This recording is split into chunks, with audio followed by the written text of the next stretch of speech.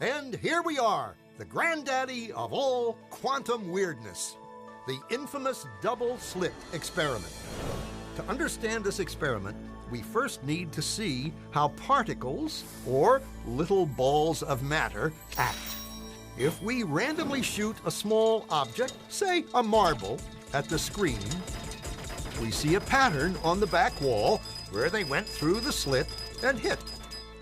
Now, if we add a second slit, we would expect to see a second band duplicated to the right. Now, let's look at waves. The waves hit the slit and radiate out, striking the back wall with the most intensity directly in line with the slit. The line of brightness on the back screen shows that intensity.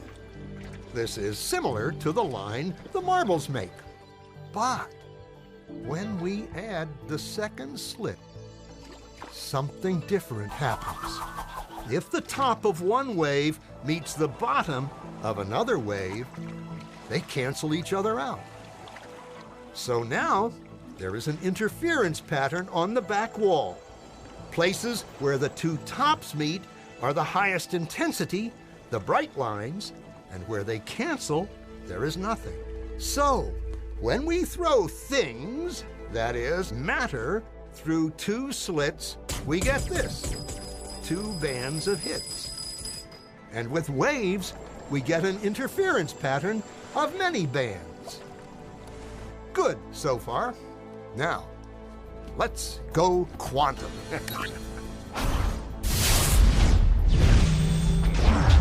An electron is a tiny, tiny bit of matter, like a tiny marble. Let's fire a stream through one slit. It behaves just like the marble, a single band. So, if we shoot these tiny bits through two slits, we should get, like the marbles, two bands. What? An interference pattern. We fired electrons, tiny bits of matter through. But we get a pattern like waves, not like little marbles. How? How could pieces of matter create an interference pattern like a wave? It doesn't make sense. But physicists are clever. They thought, maybe those little balls are bouncing off each other and creating that pattern. So they decide to shoot electrons through one at a time. There is no way they could interfere with each other. But after an hour of this, the same interference pattern is seen to emerge. The conclusion is inescapable. The single electron leaves as a particle, becomes a wave of potentials, goes through both slits, and interferes with itself to hit the wall like a particle.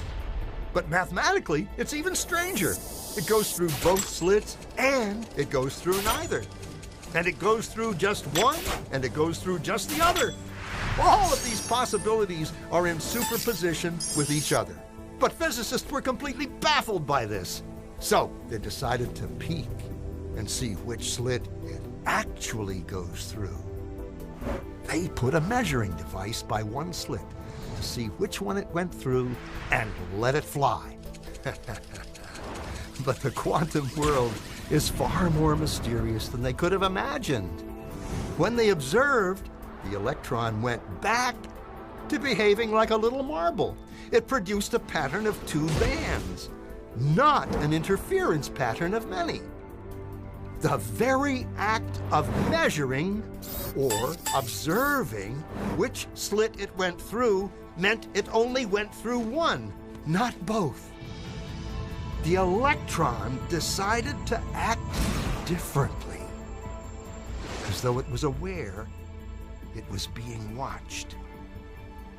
And it was here that physicists stepped forever into the strange netherworld of quantum events.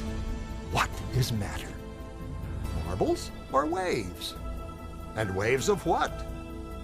And what does an observer have to do with any of this?